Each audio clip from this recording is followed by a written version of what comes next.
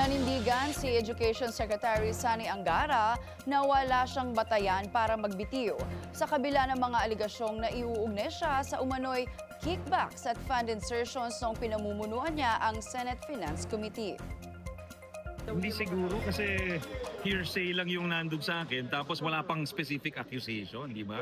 Walang mention of any transaction or anything. So parang kung sa korte yan, ibabasura yun, di ba?